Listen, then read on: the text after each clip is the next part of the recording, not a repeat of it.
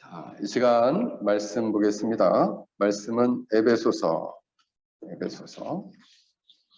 6장 4절 말씀입니다. 에베소서 6장 4절.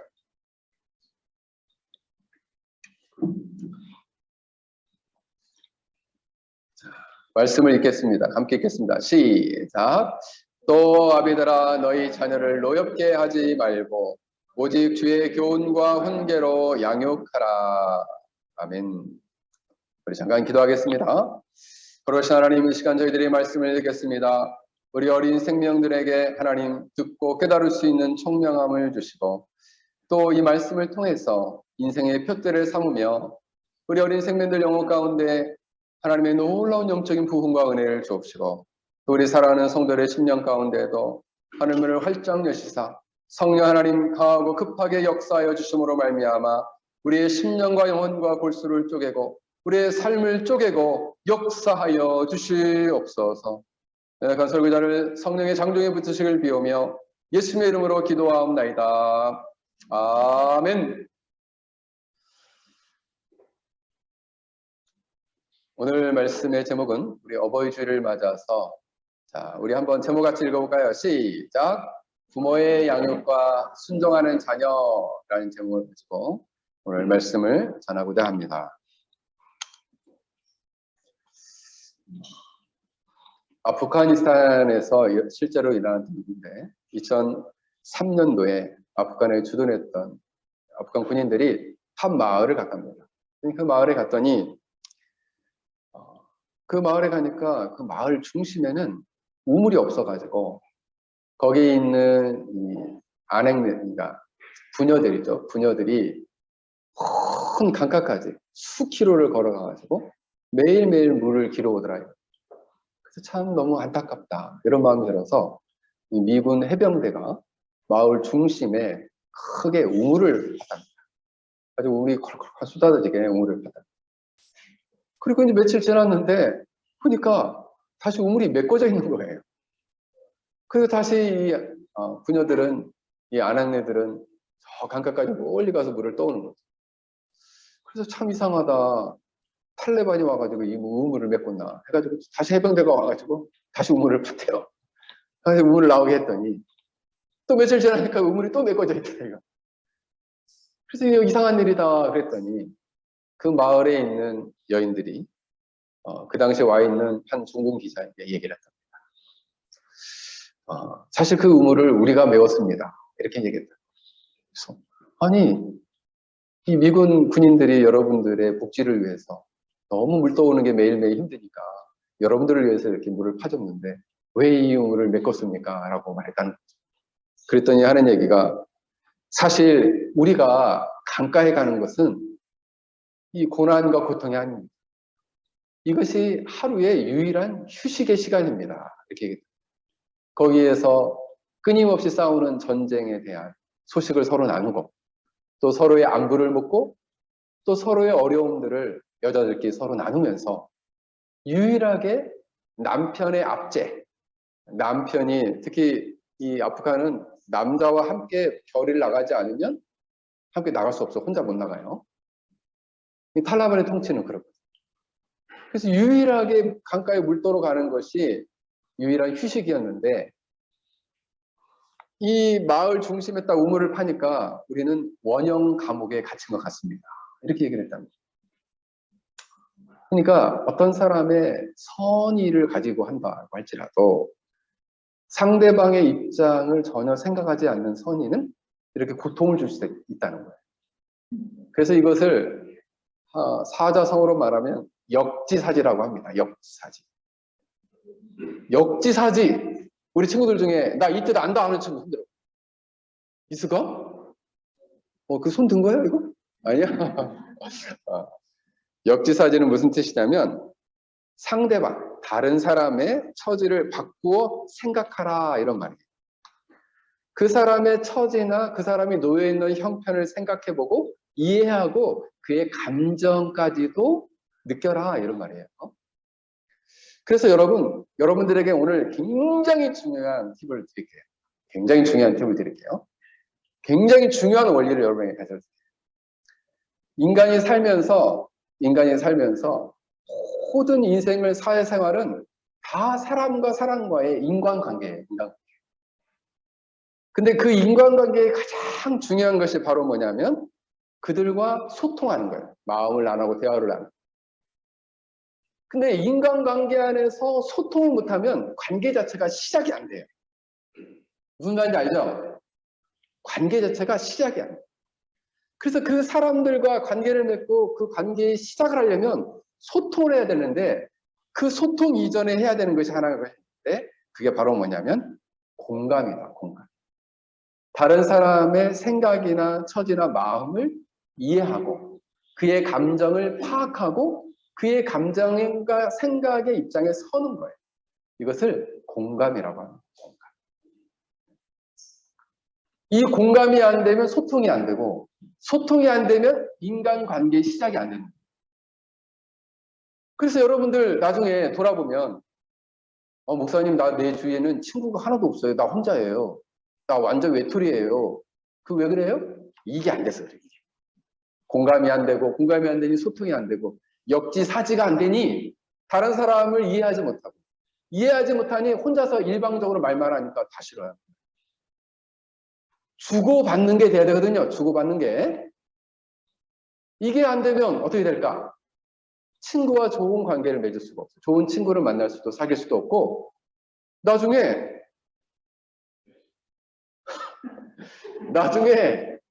좋은 배우자를 만날 수도 없어요. 왜요? 대화가 안 되고 관계가 시작이 안 되니까 어떻게 결혼하겠어요? 혼자 평생 외롭게 살아야 돼. 자, 나 손들어볼까요? 나 평생 나 혼자 외롭게 살고 싶다 하는 친구 손들어. 없죠? 혼자 외롭게 살고 싶어? 없죠. 그럼 뭘 잘해야 될까? 그래. 크게 얘기해봐.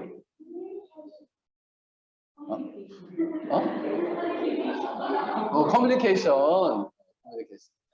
목사님이 좀 말귀가 어두워. 커뮤니케이션을 해야 된다. 그래요. 커뮤니케이션을 해야 돼. 그러기 위해서는 뭐가 필요해요? 공감하는 게 필요해요. 공감이라는 건 뭐냐면 마음과 마음을 이렇게 이해하는 거예요. 마음이 이렇게 겹쳐지는 걸 말해요. 겹쳐지는 거. 그래서 마치 엄마와 자녀, 아빠와 자녀와의 관계도 그 관계의 시작은 공감에서부터 출발된다. 그래서 오늘 본문은 부모로서 자녀에게 있어서 어떻게 소통하며 어떻게 공감해야 될까 이 원리를 먼저 오늘 말씀을 드리고자 합니다. 1절부터 3절은 지난주에 우리 배웠죠. 주 안에서 부모에게 순종하는 삶에 대해서 지난주에 제가 권면하였습니다. 오늘 본문을 보면 부모가 자녀를 어떻게 양육해야 할지를 말하고 있어요. 아비드라 라고 말하는데 이 아비드라 라는 단어는 호이 파텔레스라는 단어가 쓰였는데 문자적으로는 아버지 이런 뜻이에요. 그런데 이 아버지는 당시 헬라 세계에서 볼 때는 가부장적인 세계였기 때문에 로마 시대 때에도 아이가 이렇게 태어났는데 아버지가 가서 이 아이의 손을 들면 이 아이는 사는 거고 이 손을 들지 않으면 이 아이를 죽였어요. 그 정도로 아비의 권한이 컸다 이거예요. 그래서 이 아비들은 결국 어미를 포함한 엄마를 포함하는 부모를 말하는 거죠. 히브리서 11장 23절에 보면 형제들아 라고 하면은 남자들만 말하는 게 아니에요. 그 안에 있는 형제와 자매를 말하는 거예요. 이것을 총칭해서 형제들아 이렇게 말하는 그런 어법이에요. 히브리적 어법. 그래서 부모들은 자녀들을 오늘 노엽게 하지 말라. 오늘 성경 본문에서 말씀하고 있어요. 노엽게 하다라는 단어는 파로르기 제테라는 단어가 쓰였는데 이 단어는 파로기 기조라는 단어에서 왔는데 이 단어가 두 가지가 합쳐진 거예요. 파레라는 단어는 뭐뭐에 대항하여, 뭐뭐에 거슬러, 또 오르기조라는 단어는 분노하다. 그러니까 부모에게 대항하여 분노하다 이런 뜻이에요. 노엽게 하지 말라 이런 말은. 본문에 보면은 부모에게 대항하여 거슬러서 분노하지 말도록 해라 이런 말. 그러면 자녀를 노엽게 하지 말라라는 것은 단순히 모든 부모는 애들 비율을 잘 맞춰줘라 이런 말이 아니에요. 애들이 해달라는 대로 다 해줘라 이런 말이에요. 엄마 나 게임하고 싶어. 얼마나 하고 싶은데 학교 안 가고 온종일 하고 싶어. 그러면 그래 노엽게 하지 말아야지. 네 마음대로 온종일 해라. 이렇게 비유 맞춰주라는 게 아니에요. 그러면 노엽게 하지 말라라는 것은 어떤 뜻인가? 첫째로 부모가 자녀를 부당하게 인격적으로 무시하여 야단을 치거나 매로 때려 학대하거나 그러한 태도나 행동을 취하지 말라라는 겁니다. 부당하게. 물론 아이들이 왜냐하면 이러한 태도는 아이들로부터 반발하는 부모에 대항하는 그런 진노, 분노를 품게 하기 때문이에요. 물론 아이들이 잘못된 길로 가게 될 경우에는 거기에 대해 징계하라고 또 성경은 나와요. 잠언 22장 15절에 보면 아이들의 마음에 미련한 것이 얽혔으나 징계하는 채찍이 이를 멀리 쫓아내리라.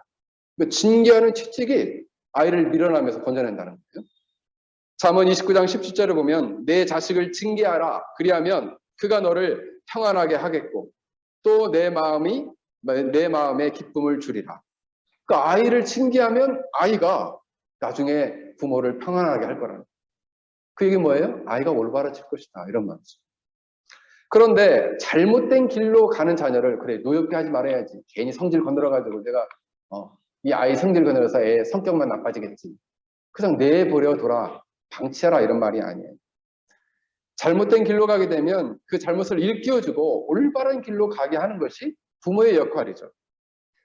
그러나 부모는 올바른 기준을 가지고 호, 불호, 좋다, 좋지 않다를 명확히 해주라는 거죠. 명확히 해줘. 잘못된 것은 잘못됐다 말하고 그리고 옳은 것은 옳다, 좋다, 좋은 것은 좋다라고 말해줄 수 있어야 한다는 거죠. 그런데 무엇이 옳은지 옳지 않은지를 정확하게 지적해주고 혼을 낼 때는 혼을 내고 좋을 때는 칭찬을 해줘야 되는데 이 기준이 명확하지 않아가지고 이 부모가 그냥 자기 마음대로 기분 좋을 때는 잘해도 그러니까 이 아이가 잘했든 못했든 그 상관없어요. 기분 좋을 때는 나쁜 일 해도 괜찮아. 그리고 기분 나쁘면 착하고 잘한 일 했는데도 막 뭐라고 하고 이럴 수 있다는 거죠. 그래서 부당하게 아이를 때리거나 야단을 치거나 부당하게 아이에게 화를 내는 경우는 아이를 노엽게 한다는 거죠. 몇 년 전에 한국에서 설문조사를 했습니다. 그래서 어린아이 1세부터 19세까지의 자녀를 설문조사를 1,700명을 했는데 자녀를 양육 부모한테 물었어요. 부모님들한테 물었어요. 자녀를 양육하면서 가장 어려운 일이 뭐냐? 자, 우리 서정자매 가장 어려운 일이 무슨 일인 것 같아요? 네? 다 어렵다. 다 어렵다. 근데 설문조사를 했는데 뭐가 가장 어렵냐? 1위가 뭐가 나왔느냐면 68%. 감정 조절이 힘들다. 감정 조절이 안 된다는 거예요. 그게 뭐예요? 보면은 갑자기 화가 확 오른다는 거죠. 그러니까 뭐 자기가 싫어하는 뭔 기준이 있겠죠. 그것이 딱 비춰지면 그때 딱 꽂히는 거죠. 그죠? 그럼 어떻게 되겠어요? 이제 막 자녀를 부당하게 이 감정에 끌려서 그 감정으로 혼을 내는 거죠. 자녀들한테 물었어요.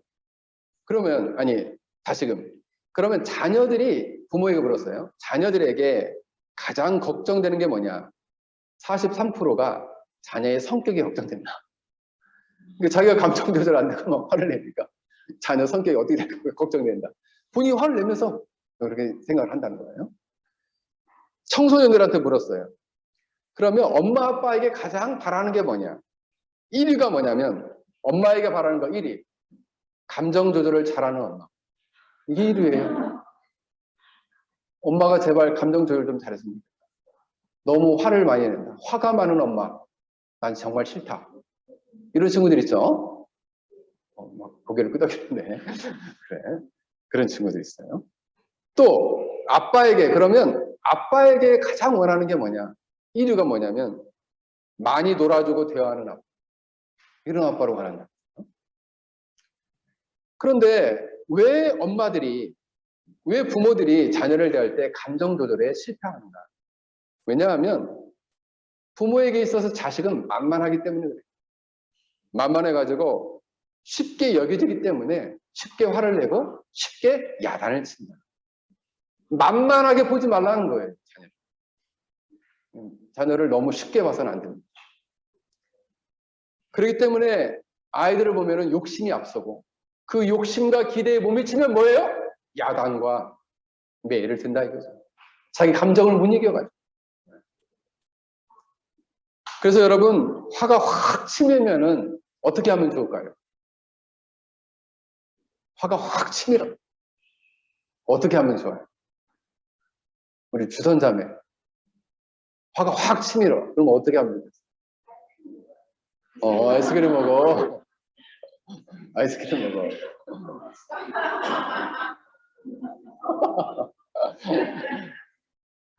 여러분 화가 확 치밀으면 잠시 그 순간에 자기 시간을 좀 갖는 게 좋습니다. 부모들이.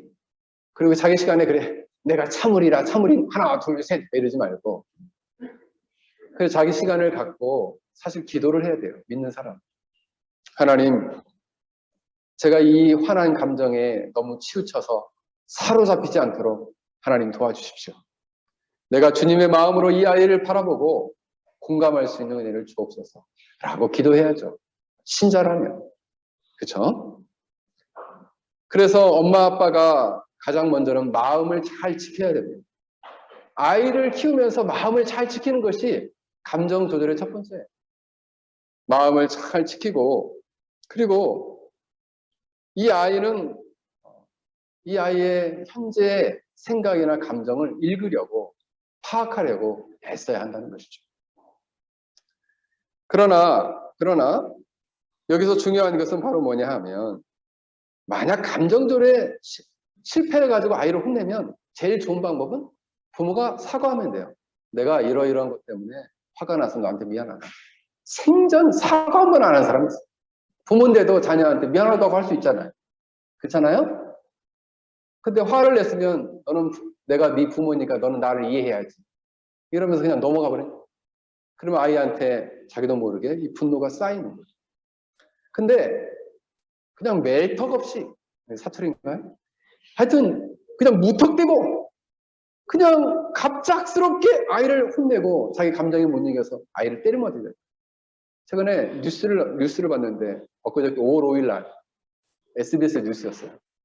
거기에 보니까 이 어린이날을 즐기지 못하는 애를 찾아갔어요. 누가? 기자가 찾아갔어요. 어디를 찾아갔냐면 학대를 받는 어린아이들이 있는 쉼터를 갑니다. 그래서 어린아이들을 돌보는 그 쉼터에 갔더니 그 아이를 인터뷰를 했어요. 그래, 너는 여기 지내는 게 어떠니? 너무 편안하고 잠이 잘 오고 참 좋다는 거예요. 엄마를 떠나 있는데. 그럼 엄마가 너를 어떻게 했는데? 엄마는 밤만 되면은 새 꼬챙이를 가져와서 자기를 때렸다는 거예요. 아무 이유 없이. 그래가지고 한국은 요즘 법이 새로 바뀌어가지고 부모가 아이를 학대하는 형황이 2번만 신고가 들어오면 즉시 분리를 해요. 나라에서. 그래서 분리가 돼서 그 쉼터에 있어. 어떤 사람은 고집을 부리면서 심부름을 하다가 유리 그릇을 깨뜨렸대요. 그랬더니 엄마가 온몸을 무차별적으로 때렸다는 거예요. 그래서 엄마에 대한 분노가 점점점 쌓였다는 거예요. 나는 맞을 이유가 없는데 이 유리 하나 깼다고 나를 이렇게 때릴 수 있어. 이렇게 된 거죠. 그래서 여러분 아무런 이유 없이 아이를 학대하거나 부모가 납득할 수 없는 이유로 아이가 고통을 당할 때 아이 마음에는 분노가 쌓이고 언젠가 그 분노는 다른 사람에게 고통을 주거나 아니면 자기 자신에게 고통을 주어서 자기 자신의 안에 있는 하나님의 형상을 망가뜨리는 결과를 낳게 된다는 것입니다. 그래서 첫 번째로 이 아이를 학대하고 때리고 이유 없이 고통을 주게 될 때 아이는 노엽게 되는 것입니다. 둘째로 아이가 어려움에 처해 있을 때 그 아이가 부모에게 도움을 청했을 때 무관심하거나 그 아이를 적극적으로 돌보지 않을 때 부모에 대해서 낙심하고 분노를 품게 된다. 골로새서 3장 21절에 보면 아비들아 너희 자녀를 노엽게 하지 말지니 낙심할까 함이니라 이렇게 나와요. 낙심이 함께 따라와요. 그러니까 분노 다음에 아이들의 감정 가운데 낙심이 함께 따라온다는 거죠. 아이를 분노케 하고 아이에게 고통을 주면 나중에 이 아이가 낙심한다는 거예요. 결국 부모의 무관심, 사랑 없음, 도움 없음이 아이로 하여금 낙심하게 만든다는 거죠. 어떤 아이가 학교에 갔는데 왕따를 당했어요. 이게 이제 상담 사례예요. 왕따를 당해가지고. 엄마, 나 학교에서 애들이 나 왕따 시켜. 그래서 내 책을 애들이 막 발로 밟고 내 옷을 막 잡아 당기고 나를 먼저 괴롭혀. 근데 엄마 아빠가 아무런 조치를 취하지 않아요. 그때 아이는 뭐예요? 우리 엄마는 내가 왕따를 당해도 아무 관심이 없구나. 그러면서 부모에 대한 분노가 쌓인 거예요. 만약 학교에서 왕따를 당하면 누구한테 얘기를 해야 될까? 누구한테 얘기를 해야 될까? 선생님한테 얘기하고 또! 그렇죠. 엄마한테 얘기해.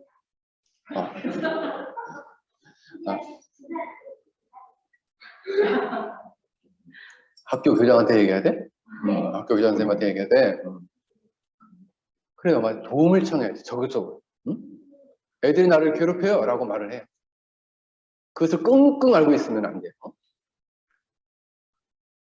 언젠가는 이 아이가 어떤 아이는 청소년이 되어서 학교에서 남자애들로부터 성추행을 당했어요. 성희롱을 당했어요. 그래가지고 엄마한테 얘기했더니 엄마가 아무런 조치를 취하지 않아요. 그래서 엄마에 대한 너무 화가 오랫동안 쌓여서 나중에는 엄마한테 화를 냈대. 그랬더니 아빠가 그걸 보고 자기를 또 때렸대. 근데 그 때리는 걸 보고 엄마가 또 안 말려줘요. 그때 우리 엄마는 뭐 하는 사람인가? 자기가 나중에 이제 나이가 들어서 장년이 돼서 엄마한테 너무 화가 나서 엄마를 때렸어. 그랬더니 자기 안에 나는 패륜을 저질렀구나. 이런 죄책감이 시달려가지고 지금은 정신과 약을 먹고 있다. 그 뭐예요? 그 사람 마음 안에 아이 안에 분노가 점점 쌓여서 결국 이것은 자신을 찌르고 나중에 부모에게 고통을 주고 자기 자신이 망가지는 사람이 되었다. 사랑하는 성도 여러분, 우리는 자녀들이 납득할 수 없는 이유로 학대하거나 매를 맞거나 무시를 하거나 또는 이걸 통해서 자녀로 하여금 분노하게 만들 수 있습니다. 때론 자녀들이 어려운 상황에 처했을 때 그들이 도움을 요청했을 때 적절한 도움을 주지 못할 때 이렇게 부모에게 분노가 쌓일 수 있다는 거예요. 적대감을 가지고 원망하는 마음, 미워하는 마음을 가지고 부모를 평생 미워하며 사는 것이죠. 부모를 용서하지 못할 때 그 용서하지 못하는 마음으로 평생 살아가게 되면 그 아이의 마음은 어떻게 될까요? 평생 마음이 지옥이겠죠. 부모를 용서하지 못하면 지옥이에요. 최근에 제가 우리 조카가 나이 차이가 별로 안 나요. 올해 47인가 48인가. 엊그저께 전화로 한 2시간 정도 상담을 했는데 특별히 아버지가 우리 매형이죠. 아버지가 직업군인이었는데 아버지가 군인처럼 아이를 군대식으로 교육을 했어요. 그러니까 아버지는 군인이니까 군인으로서 아이를 대하니까 이거 얼마나 힘들었겠어요. 그래서 항상 얼차례 또는 항상 군인처럼 이 아이에 대해서 이제 쉽게 말하면 군인을 다루듯이 아이를 다루니까 아이가 오랫동안 아버지에 대한 좋은 기억이 하나도 없어. 그래서 최근에 아버지가 이 암 수술을 하고 퇴원을 했는데 암 수술을 하고 퇴원하는 것도 싫어. 그 아버지에 대한 미움 때문에. 그래서 제가 그랬어요. 너는 네가 아버지를 미워하는 마음을 가지고 살면 네가 불행해진다. 오히려 그 미움의 칼을 버리면 네가 행복해진다. 네가 한꺼풀 너 자신을 벗어날 수 있다. 한 단계 올라갈 수 있다. 그 미움의 칼을 버려라. 내가 얘기해 줬어요. 권면했어요. 그 아버지의 영혼을 불쌍히 여기고 네가 기도해 드려. 그랬어요. 아이들의 마음이 나이가 든다고 이 분노가 없어지는 게 아니에요. 자녀들이 장성해서 결혼을 하고 아이를 낳아도 그 부모에 대한 원망하는 마음, 미움이 그대로 남아있어요. 오히려 더 악화돼요. 그러면 부모는 이 자녀들을 돌볼 때 어떤 마음으로 이 자녀들을 돌봐야 될까요? 우리는 이 자녀들을 나의 소유, 나의 자식이다 이렇게만 보지 말고 뭘로 봐야 되느냐? 내가 섬겨야 할 한 영혼! 내가 섬겨야 할 한 영혼으로 바라봐야 한다는 거예요. 그래서 우리가 한 영혼으로 바라보게 될 때, 그 영혼으로 하여금 어떻게 하면 생명을 얻게 하고, 이 생명 얻은 자로서 선악을 분별하며 살아갈 수 있도록 이 아이를 키울 것인가를 생각해야 하는 것이죠.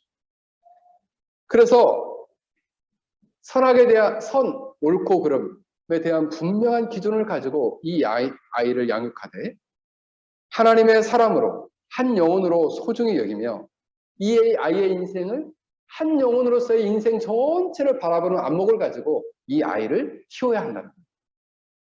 단순히 너는 내 자식이다. 너는 내 뜻대로 해야 돼. 일방적으로 내 원하는 대로 너는 해야 돼. 이런 식으로 아이를 몰아붙이면 안 돼요. 결혼을 했는데 아이가 며느리도 그렇고 자기가 일방적으로 주장하는 대로 움직이지 않을 때 이 부모는 그 부부의 관계를 간섭하겠죠. 그리고 괴롭히겠죠. 그럼 그 부부가 어떻게 되겠어요? 깨지게 되겠죠. 경험하지 않았는데 잘하네. 그렇게 됩니다. 고통을 주게 돼요. 그러므로 부모는 이 아이들의 인생을 그냥 너는 내 자식이니까 내 마음대로 해야 돼가 아니라 섬겨야 할 한 영혼으로 바라보고 주님의 신정한 마음으로 이 아이의 인생을 이 아이의 인생 전체를 바라볼 때 이 아이가 어떻게 하면 한 사람의 신자로서 한 사람의 하나님 나라의 백성으로서 올곧고 아름답게 성장해야 할 것인가를 바라보며 이 아이를 키워내야 한다.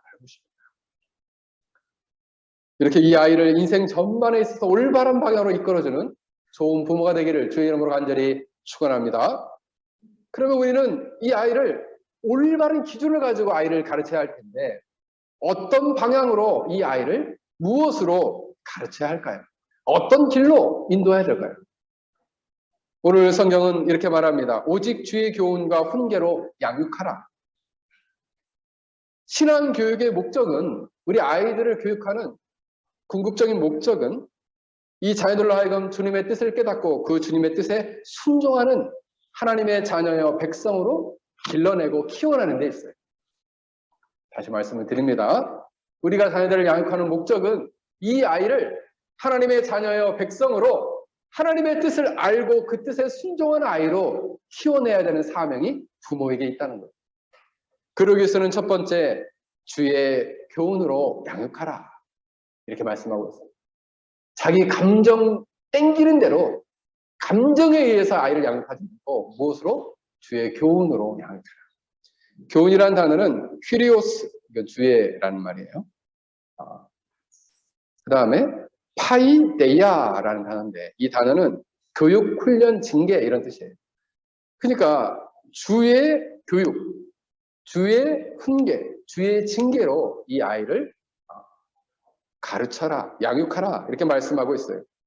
이것은 결국 교육 안에 훈련과 그리고 징계가 동반된 교육이에요. 단순히 교육하는 것이 아니고 징계도 포함해서 가르치라는 거예요. 그런데 이때 우리가 조심해야 할 것은 뭐냐면 아까 얘기했던 감정 조절, 잘못된 감정으로 자녀를 무시하지 말아야. 그래서 이런 거죠. 자녀를 무시하는 거. 아이고 네가 하는 것이 다 그렇지. 너 커서 뭐가 되려고 그러냐. 그 뭐예요? 아이를 엄청 무시하는 거죠. 아유 네가 우리 집에 왜 태어났는지 모르겠다. 이거 아이 엄청 무시하는 거예요. 그러면서 아이를 무시하고 때리고 그리고 때리는 것도 그냥 우리 예전에 우리 아이를 키울 때는 집에 일명 이제 사랑의 매 하나 있었어요. 그래서 대나무 뿌리로 한국에서는 대나무 뿌리를 팔아요 문구점에서.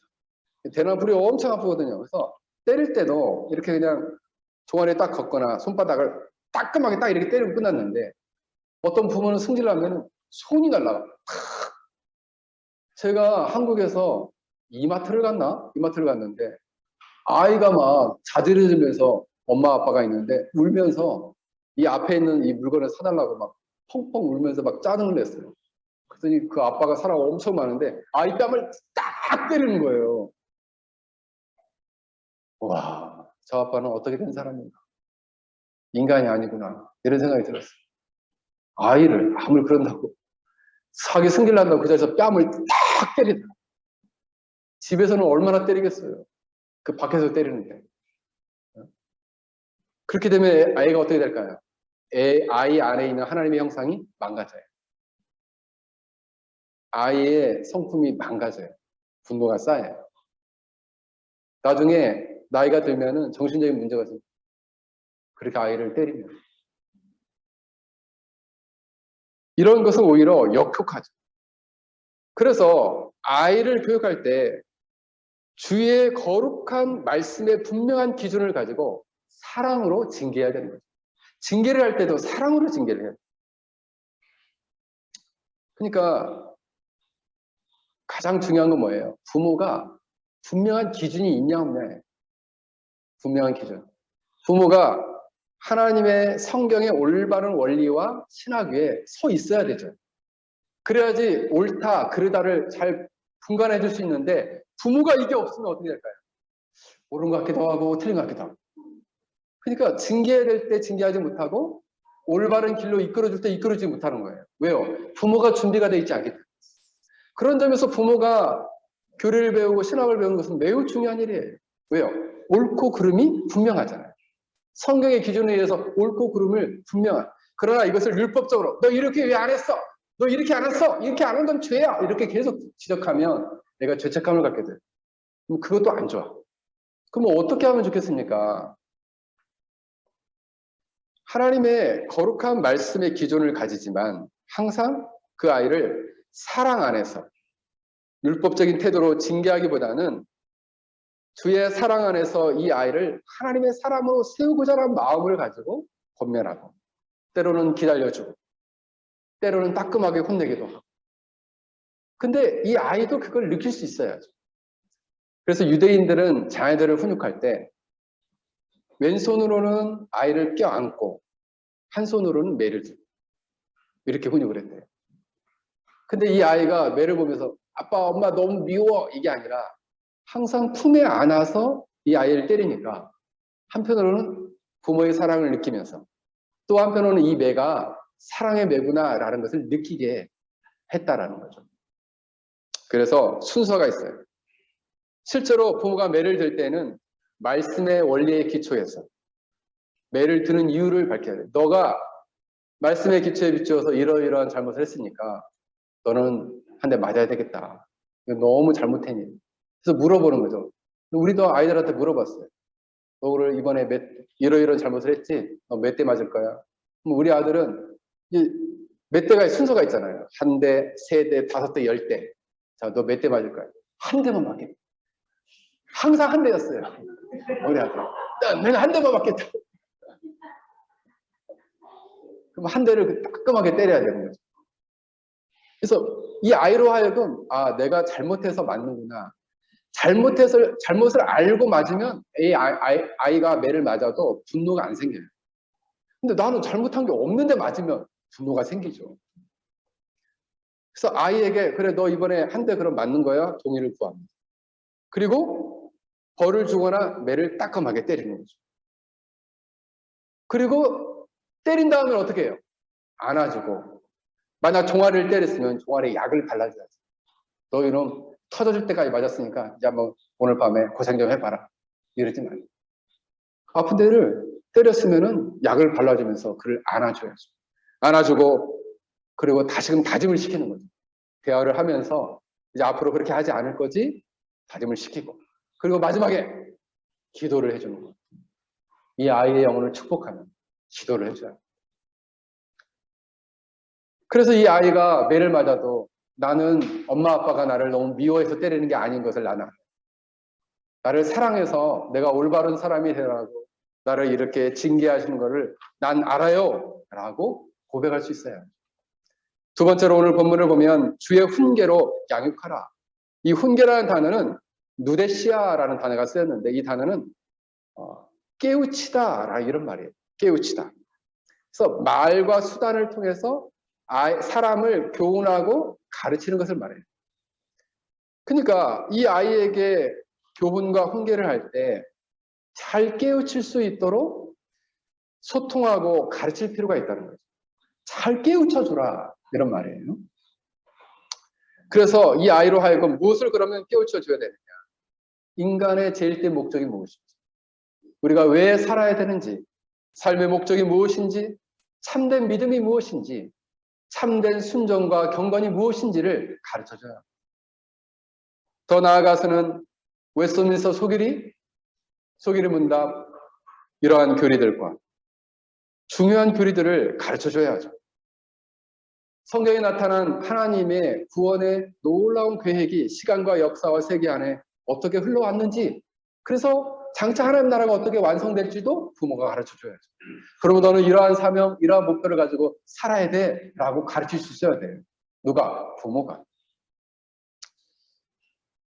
그래서 저도 이번에 이제 아들이 오늘 참 감사하게도 어젯밤 여기 시간 어젯밤 10시에 졸업식했습니다. 우리 아들이. 그래서 대학 4학년 졸업을 하는데 참 너무 기뻤습니다. 오늘 아침에도 너무 감사하고 또 가족 톡에서 이 기쁜 소식을 함께 나누고 또 하나님께 영광을 돌렸습니다. 근데 이 아이가 이번에 이제 방학을 맞아서 방학이 아니라 졸업을 하고 군대 가게 되는 2달 정도 여기 와 있을 예정인데, 그때 저는 이 아이에게, 이 아들에게 하나님 말씀을 가르치려고 결심을 하고 있어요. 하나님 나라를 제대로 좀 가르쳐줘야 되겠다. 창조의 목적에 대해서 제대로 가르쳐줘야 되겠다. 부모가 이런 마음을 가져야죠. 그래서 여러분, 우리 편학 열린교회 사랑하는 성도들은 이 아이들을 목사님이 알아서 가르쳐주겠지. 물론 저는 가르칠 겁니다. 그러나 부모도 집에서 이 아이 안에 기독교적인 세계관을 가지고 대학에 가서 부모와 떨어져서 혼자서도 기독교적 세계관을 가지고 주님을 떠나지 않고 자기의 믿음으로 살아갈 수 있도록 이 아이들을 가르쳐야 한다는 거죠. 그게 바로 뭐예요? 주의 훈계로 양육하는 거예요. 그러기 위해서는 이 아이와 공감적인 대화를 할 수 있어야죠. 이 아이와 대화가 돼야지 아이를 깨우쳐 줄 거 아니에요. 대화가 안 되고 관계가 끊어지면 아이와 이 대화를 할 수 없겠죠. 그래서 필요한 것이 바로 뭐냐면 아이와 공감하며 소통하며 관계를 맺으라라는 거죠. 공감이라는 것은 한마디로 말하면 상대방 입장에 서서 상대방이 경험한 것을 이해하고 상대방 입장에서 생각해 보는 거예요. 그래서 심리학에서는 크게 2가지를 말합니다.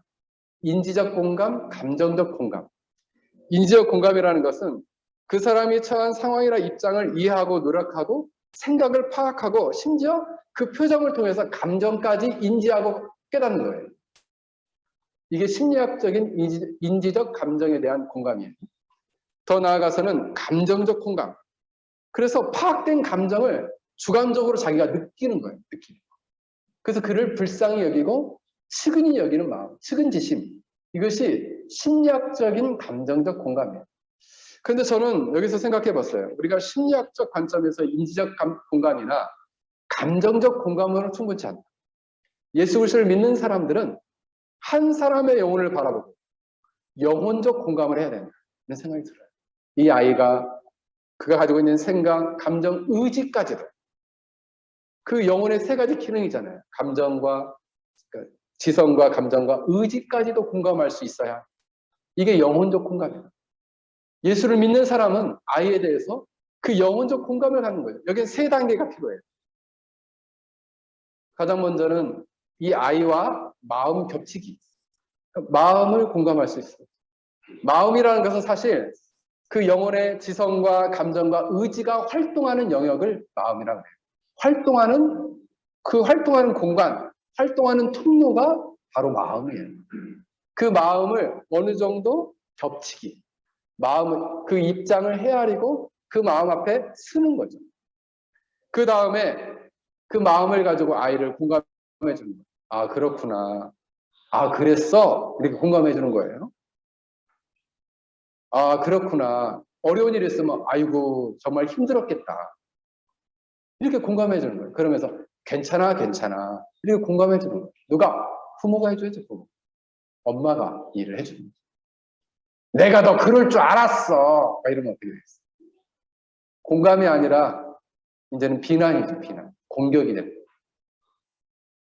너는 꼭 그러더라.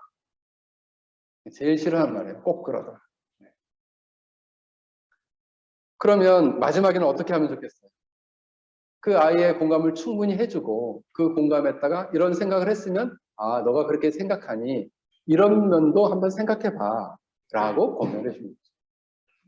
사랑하는 성도 여러분, 하나님의 진리가 이 아이에게 흘러가기 위해서 우리는 먼저 공감하고 아이와 소통하려고 하고 아이와 올바른 관계를 맺기 위해서 노력해야 한다는 거예요. 그 노력을 타고 거기만 끝나면 안 돼요. 공감했으니까 됐지가 아니에요. 공감하고 거기에 뭘 흘려보내야 돼요? 주의 교훈, 주의 훈계를 흘려보내라. 뭘 알아야죠. 그러려면. 그래서 열심히 우리가 진리를 배우고 탐구하는데 여기가 그 이유가 있는 것이에요. 사랑하는 성도 여러분, 우리는 아이를 바라볼 때 우리는 이 아이들을 바라보며 우리는 전망적으로 기대를 가져야 돼요. 하나님 이 아이를 축복해 주십시오. 이 아이가 하나님의 사람으로 건강하고 아름답게 성장해 갈 수 있도록 이 아이의 길을 인도해 주십시오. 아이가 어려울 때일수록 아이를 위해 기도해 주면서 괜찮아. 하나님 너와 함께 하시면 너는 할 수 있어. 하나님 너와 함께 하실 거야. 너의 기도를 들어주실 거야. 너의 길을 인도해 주실 거야. 라며 기도하고 권면하고 아이를 이끌어 줄 수 있는 부모가 되어야 되는 것입니다. 사랑하는 성도 여러분, 우리는 자녀에 있어서의 신앙교육이라는 아주 중요한 사명을 우리가 부모로서 맡았습니다. 그래서 이 아이들을 하나님의 뜻을 잘 깨닫고 그 뜻에 순종하는 아이로 키워야 할 사명이 있다는 거죠. 우리 자녀들은 이런 부모가 주의 말씀을 가지고 우리를 잘 양육하면 거기에 순종하는 마음을 가지고 나가야 한다. 이와 같이 아름다운 부모 또 자녀와의 관계를 맺을 수 있기를 주의 이름으로 간절히 축원합니다. 우리 함께 같이